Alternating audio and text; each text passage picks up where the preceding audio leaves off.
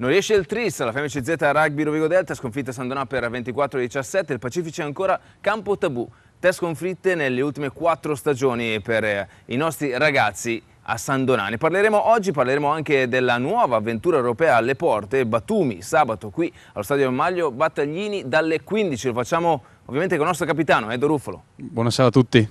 E da Delta Radio Riccardo Travaglia. Buonasera. Allora Edo, dobbiamo parlare un po' di questo match Sandonà, 3 sconfitte negli ultimi 4 stagioni al Pacifici, un campo veramente ostico per noi. No, sicuramente è ostico, l'anno scorso abbiamo sbagliato, quest'anno abbiamo sbagliato anche quest'anno e non so, come hai detto te è un campo tabù e che però quest'anno ne siamo usciti consapevoli di dove abbiamo sbagliato e quindi dobbiamo lavorare su quello che abbiamo sbagliato. Avete capito insomma quali sono le chiavi? Sì, abbiamo capito, abbiamo pensato tanto a dove abbiamo sbagliato, a cosa poteva essere andato male e riguardando la settimana l'abbiamo preparata in modo perfetto, ottimi allenamenti, ottimo tutto, eravamo molto contenti fino alla Captain's Run che è l'ultimo allenamento. Certo. E si vede che è successo qualcosa fra il Captain's Run e le 16 e allora abbiamo pensato, abbiamo fatto riunioni per capire e l'unica cosa che è che abbiamo sbagliato l'approccio di ogni singola persona, perché non è possibile che facciamo una gran partita contro Fiamme Oro in casa, Fiamme Oro è squadra molto forte che punta ai playoff e poi dopo andiamo a casa di Sandonà sapendo che eravamo consapevoli che sarebbe stata una partita molto difficile, sbagliando le cose che non abbiamo mai sbagliato. Infatti abbiamo guardato il video, abbiamo fatto tutto, abbiamo fermato il video fino al 14-0 per ricordarci quello che non siamo. Abbiamo detto finito, abbiamo finito il video, 14-0 si ricomincia da qua, non siamo questi, perché dopo ti porto un dato, abbiamo preso 27 calci di punizione, sono tanti, è difficile vincere una partita così. E quindi abbiamo pensato, abbiamo parlato e la gente deve arrivare pronta alla partita. E questo non ce lo può insegnare nessuno, non ce lo possono insegnare i coach, il team, nessuno. O uno ce l'ha dentro o no. E non è quello che ci siamo detti che non è possibile che Rovigo, grande squadra, possa sbagliare un approccio così, perché da grande squadra ogni partita deve essere di livello. Riccardo, dalla tribuna quali sono state le sensazioni? Ma io sono d'accordo con Edo, due parole direi, approccio e indisciplina. Sono i due termini che mi vengono subito in mente ripercorrendo quella partita. Un approccio probabilmente sbagliato perché nei primi 20, 25, 30 minuti Sandonà è stato dominante in campo e Rovigo è stato molto indisciplinato e quindi da lì poi la partita si è incanalata, è stata indirizzata, è stato poi difficile recuperarla e è venuta fuori anche una meta alla fine del primo tempo che poteva riaprirla, una all'inizio, insomma, però era una partita che era iniziata male ed è finita male. Rovigo deve, come diceva Edoardo, ripartire e sicuramente ci sono queste 2 partite di Coppa che consentono probabilmente di sistemare alcune cose e poi ripartire con il campionato perché ci sarà Viadana e sarà già una sfida playoff, quindi già una sfida importantissima. Ecco, la cosa che un po' mi colpisce, Sandonà non l'abbiamo affrontato in pre-season, magari non è stata la partita della vita a parte loro erano forse alla prima amichevole quando hanno giocato contro di noi, per cui più o meno la stessa situazione noi contro le Fiamme, tanto per essere più specifici, però Sandonà che ha tutte le carte in regola per entrare ufficialmente nei 4, per cui fa pensare, no? Questo approccio, tu parli di approccio, sono stati talmente brutti da non crederci sotto certi aspetti. Sì, no, è vero, è quello che ti dicevo, noi sappiamo che anzi Sandonà è una delle possibili prime 4, come l'anno scorso, certo. Con i punti di immunizzazione, se no sarebbero entrati loro. E quindi eravamo consapevoli che sarebbe stato difficile.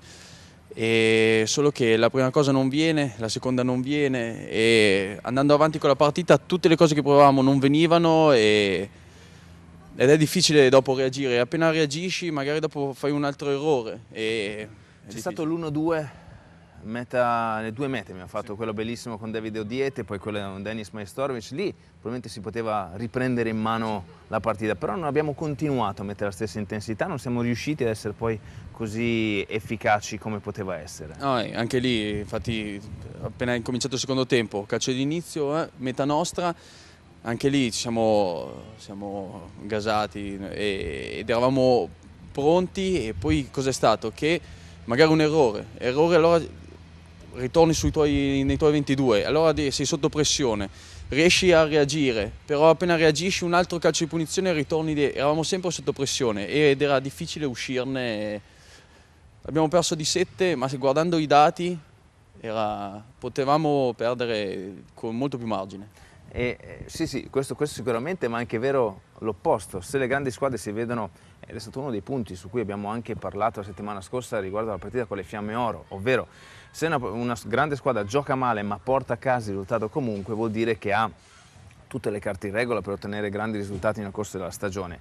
Noi questa possibilità comunque ce l'avevamo, perché se pensiamo alla touche, all'ultima touche, è stata veramente paradossale, nel senso che se riesci ad andare dentro torni da San Donà con una partita del genere con 3 punti, perché comunque hai il pareggio più la quarta meta. Riccardo, quindi il tutto e il contrario di tutto è stata questa partita. Sì, sarebbe stato troppo però secondo me, nel senso che la partita in campo aveva detto, poi è vero che la grande squadra può portare a casa anche un risultato di questo tipo all'ultima azione con una touche che è stata giocata male, ma è stato un po' lo specchio della partita, cioè come diceva Edo, in determinati momenti quando c'era la possibilità di ripartire qualche errore ha condizionato questa possibilità, e quindi lì è stato l'ennesimo errore di una partita che secondo il mio punto di vista San Donà ha meritato di vincere e meritava di vincere forse anche più largamente. Secondo me San Donà meritava il bonus,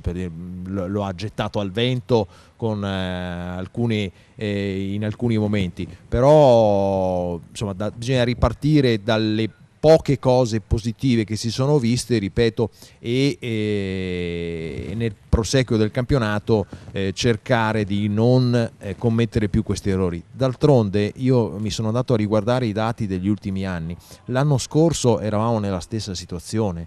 L'anno scorso alla quarta giornata Rovigo era quinta in classifica con 2 vittorie e una sconfitta, un pareggio tra l'altro in casa con San Donà. Quindi non è che cambiava molto rispetto alla situazione attuale. Poi è partita una rincorsa che ha portato Rovigo ad un secondo posto, terzo posto, e poi è rimasta quella la situazione sino alla fine, terzo posto, semifinale vinta e finale. Io credo che insomma non sia cambiato moltissimo rispetto all'anno scorso. Può essere che rispetto all'anno scorso siano cambiate le contendenti, probabilmente c'è più equilibrio quest'anno, sarà un po' più difficile entrare nei 4, per cui dal potenziale punto perso a Reggio con insomma, diciamo un'occasione sprecata all'ultimo secondo, queste occasioni sono punti che, a prescindere dal Calvisano che ognuno fa la sua strada, a prescindere dal Viadana che comunque con l'inversione di campo ha fatto 3 partite in casa, per cui sono tutte valutazioni che prendono una consistenza cammin facendo nel corso del campionato, sono punti che bisogna segnarci, come dicevi tu, guardare che dal 14-0 noi non siamo quelli e bisogna cambiare. Prima di andare a vedere gli highlights di questa partita, proprio una domanda a cuore aperto, tanto siamo in famiglia, possiamo fare, ma quella touche, cosa è successo, Edo? Che è una touche che se la riproviamo 100 volte non la sbagliamo. Ma era per te o per Gullo? Era per Gullo. Ok, e quindi è quello che se la riproviamo, l'abbiamo sempre provata in allenamento e niente. È stato un misunderstanding con i sostegni e tutto il resto. Esatto. Perfetto, andiamo a vedere gli highlight della partita di sabato scorso tra l'Afer San Donà e FMCZ Rugby Rovigo Delta. Buon pomeriggio, benvenuti allo Stadio Pacifici di San Donà, terzo turno del campionato d'eccellenza tra l'Afer San Donà e FMCZ Rugby Rovigo Delta. Vedete entrare i bersaglieri capitanati da Edoardo Ruffolo, Crosato, dietro, Ambrosini, cross kick, Wipu, mamma mia cosa è successo, Robertson Wipu non legge perfettamente australiano. Il calcio sembra buono in mezzi pali, bandierine su, Sandona 7, FMCZ Rugby Rovigo Delta 0. Con il numero 6 Catellan. Ancora una buona palla, sì, Ambrosini va a saltare Bauer, punta, Robertson Wipu e c'è la seconda meta del Sandona. Non c'è stata nemmeno la possibilità per Ricky Loro della seconda linea di difesa. Figlio e la volontà che i rossoblu devono metterci per cercare di recuperare questo gap. Quest'anno parte Ambrosini dai 40 metri, la forza c'è, direzione pure. Quello che sta succedendo in campo non molla un centimetro, i rossoblu stanno un po' facendo fatica a mettere come dire, un po' di pressione agli avversari per mettere in mostra insomma il loro gioco. Ancora la vivacità di Cadorini per Loro, Mantelli, la schiena di Venco, Wipu, prova uno step, buona per Denis Majstorovic, Odiete, via che va David. Eccola là. Oh, finalmente la FMCZ Rugby Rovigo Delta che vogliamo sempre vedere. Ottimo momento del Sandona. David Odiete, la conversione non è buona, 17-5. James Ambrosini che attualmente ha il 100% al piede. Odiete cerca un buco centrale, riesce a fare strada, muove la palla a Rovigo. Attenzione al largo, Majstorovic, calcetto per se stesso, falsa perla, e un rimbalzo maligno, arriva Denis Majstorovic, arriva la seconda meta della FMCZ Rugby Rovigo Delta, che ricambia quanto successo prima con lo stesso falsa perla. Riesca a infilare l'H, cosa che purtroppo non avviene, questa non è una trasformazione impossibile, a dire la verità. Sempre Vian.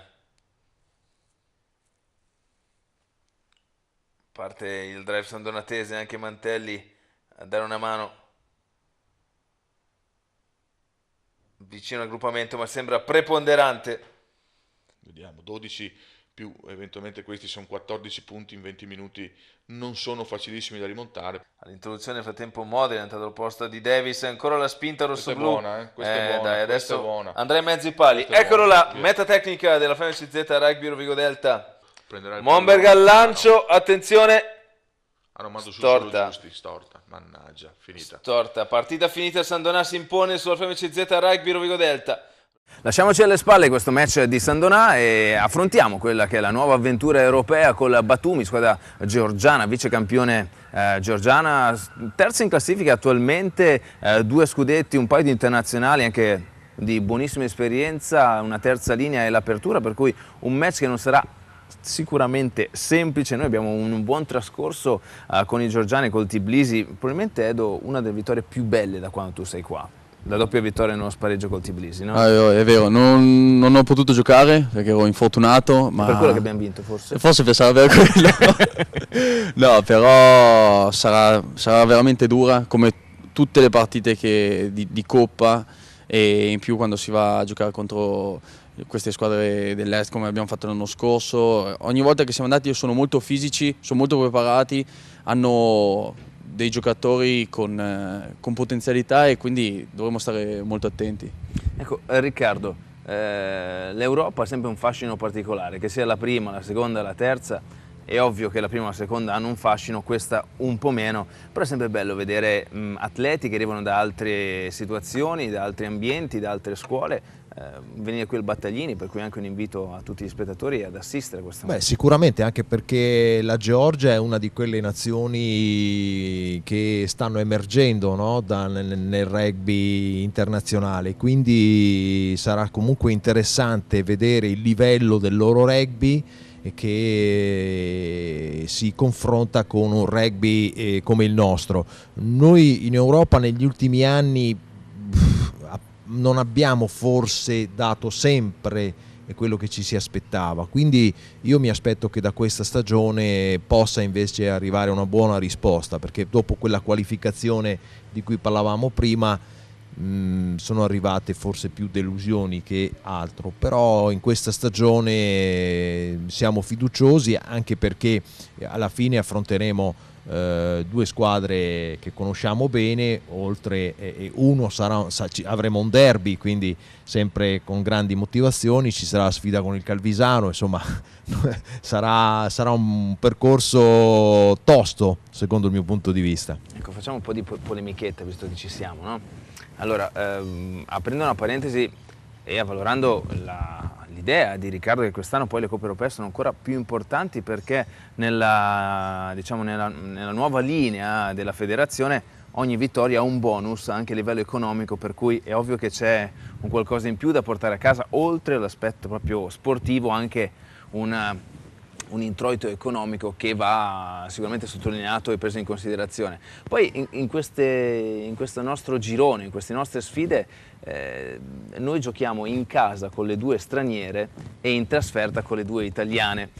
E per chi magari non è proprio del settore, diciamo che cambia, no? Il contributo se tu giochi in trasferta, quindi all'estero, scusate, se tu giochi all'estero è un contributo dalla competizione, se giochi in casa ne è un altro. Insomma, Petrarca e Calvisano giocano 2 in trasferta, o meglio 2 all'estero, noi giochiamo, vabbè, comunque mettiamo così. Questa cosa del contributo è un aspetto che anche alla società è stata chiara sin da subito, cioè la Coppa Europea va affrontata come si deve, a maggior ragione appunto per questi ritorni economici. Sì, no, secondo me è corretto, perché magari qualche squadra poteva affrontare la Coppa Europea, come dici te, è sempre prestigiosa, però magari andare a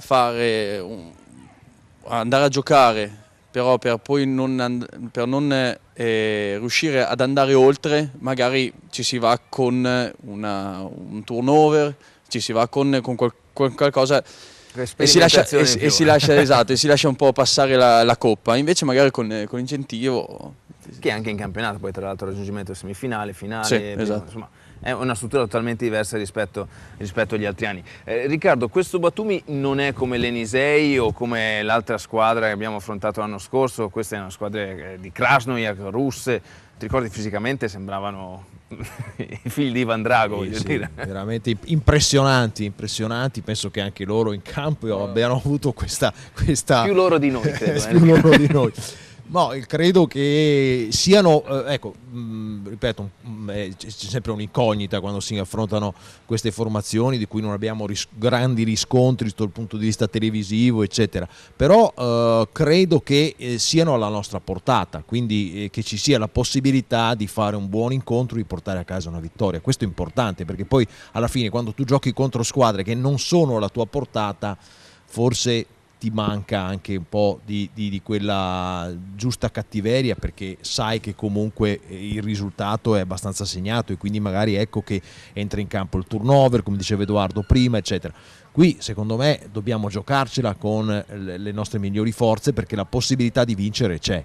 Soprattutto penso che anche la tifoseria abbia bisogno di una vittoria di questo tipo, perché quando giochi con le 2 di Krasnojar, l'Enisei e l'altra, e il rischio qual è? Che non ha un blasone incredibile e poi perdi, perché loro sono più forti, c'è poco da aggiungere, anche guardi il percorso che hanno fatto in challenge testimonia tutto questo, e hai, diciamo, una doppia sconfitta teoricamente. Qui è una squadra alla nostra portata, c'è bisogno sicuramente di una vittoria anche per il morale, l'ambiente in questi giorni. Edo, tu sei qua anche in quanto capitano, voglio dire, è giusto che porti la croce.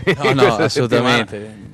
Vogliamo vincere, e sia per noi, perché per la tifoseria e per tirarci su. Ricordiamo quindi l'appuntamento sabato ore 15 stadio Mario Battaglini, qui per la sfida con il Batumi, prima giornata delle PCR Shield, insomma nomi particolari, ma è sempre Europa, è sempre prestigio internazionale per il nostro club, per cui invitiamo tutti i tifosi ad assistere sugli spalti, a sostenere i nostri bersaglieri. Il meteo dice bene, per cui ecco, tutti gli ingredienti ci sono, tra l'altro il bersagliotto è ancora attivo per i vostri figli, per cui insomma sono tutti gli ingredienti per poter affrontare al meglio questo pomeriggio. Edo, venendo un po' a te,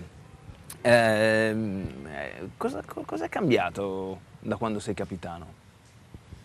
Sicuramente dopo un anno, perché l'anno scorso abbiamo parlato in maniera veloce, è ovvio che passi un anno, passi una finale, passi magari un momento come questo che non è semplicissimo. No, però ho più confidenza, quando te avevo parlato ero un po' inesperto e quindi ero un po' dubbioso su alcune scelte. Adesso invece sono molto più sicuro, ho più confidenza, forse infatti l'esperienza, sicuramente ho chi mi aiuta, i miei leader, e quindi mi sto trovando molto bene.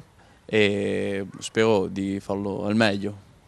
Riccardo, secondo te Edo com'è cambiato in questa stagione?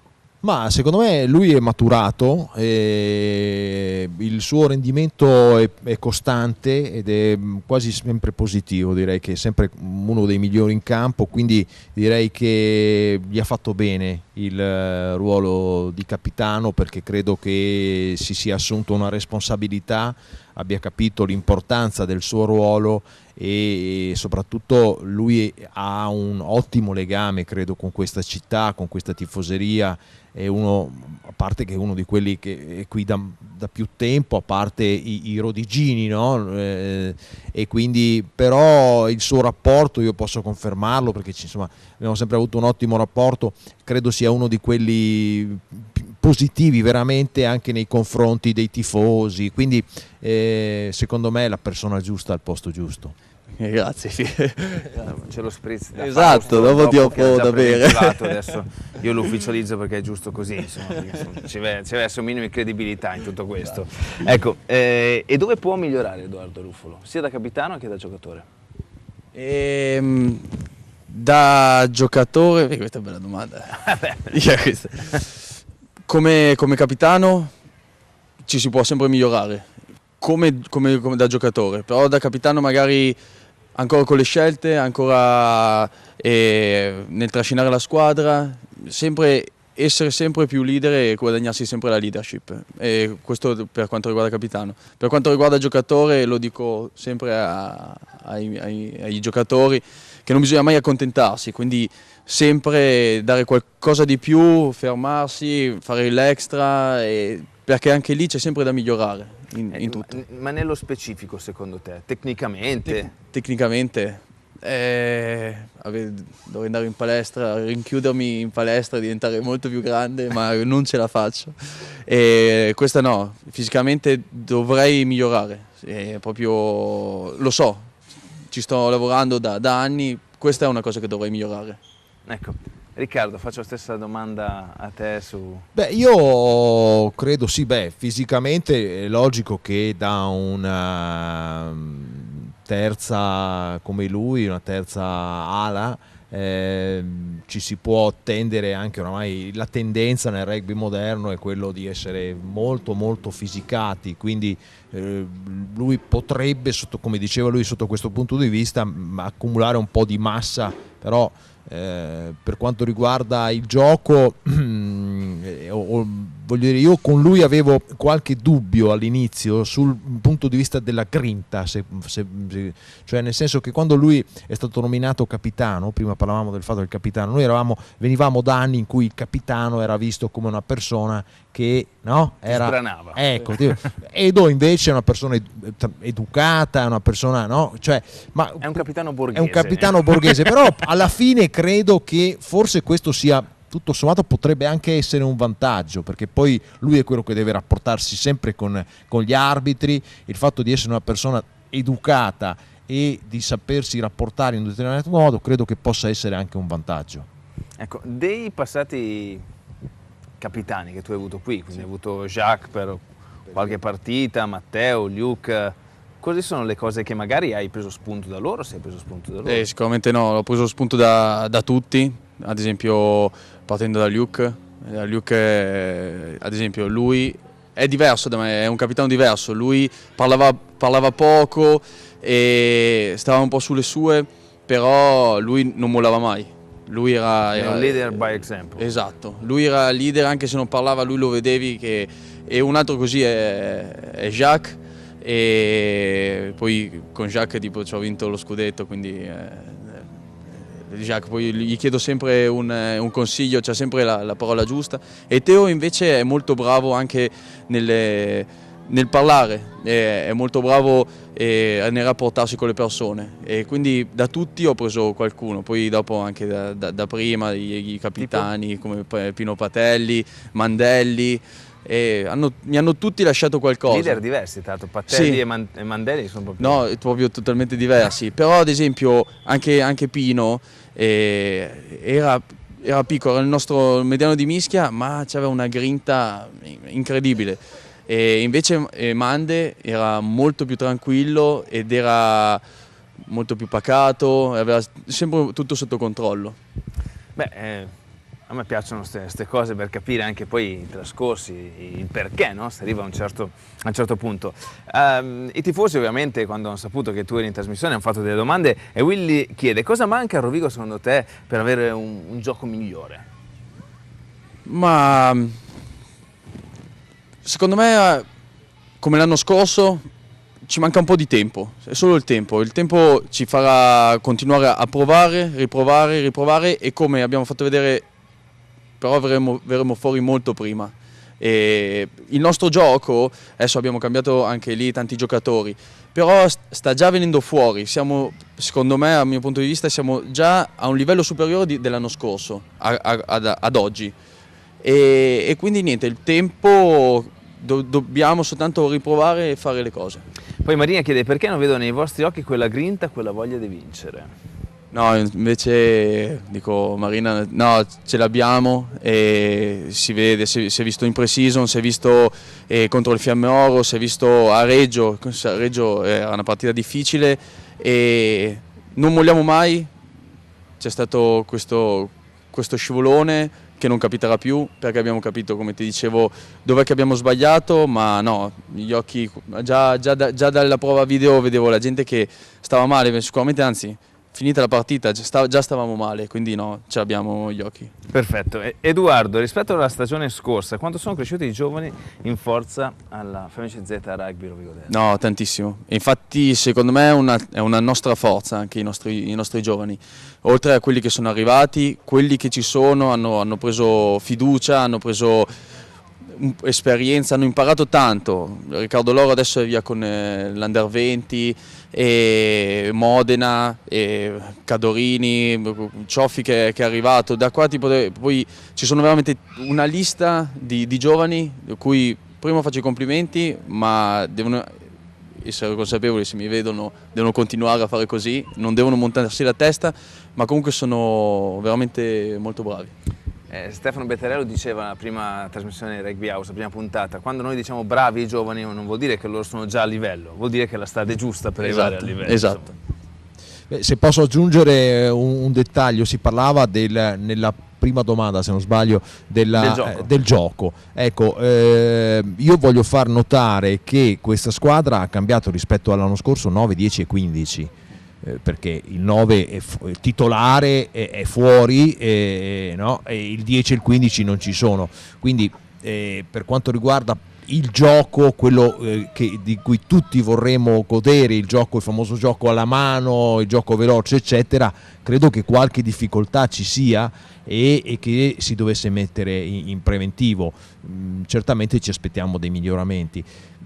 Se posso fare una piccola domanda a Edo, quello che a me preoccupa di questo inizio di campionato non è sì, vabbè, Rovigo, perché si vedono che ci sono delle aree di miglioramento che sicuramente da cui ci attendiamo molto nelle prossime settimane, ma quello che mi preoccupa è il fatto che sembra, l'impressione è quella che stiamo facendo un campionato per arrivare secondi a livello di regular season. Questo un po' mi preoccupa, nel senso che l'inizio dei campioni d'Italia anche quest'anno sembra un inizio dirompente, in particolar modo nei secondi tempi, perché vedevo che le statistiche dei loro secondi tempi sono veramente devastanti. Non so se sia, penso sia una questione anche fisica, cioè perché alla fine quando tu in 3 partite il primo tempo o sei sotto o sei sopra di un punto e poi vinci largamente, credo vada esaminato questo aspetto.